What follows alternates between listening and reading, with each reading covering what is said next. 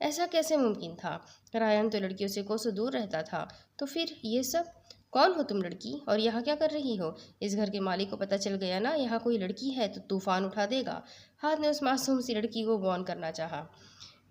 میں ریحا ہوں۔ ریحا نے اپنا تعارف کروانا ضروری سمجھا۔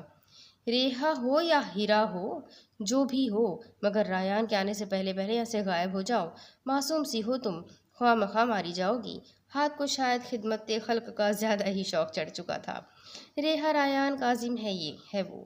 ریان کی سرد آواز پر جہاں ریحا چوکی تھی وہیں ہاتھ کو 440 وولٹ کا جھٹکا لگا تھا۔ کیا؟ یہ واقعہ کب پیش آیا؟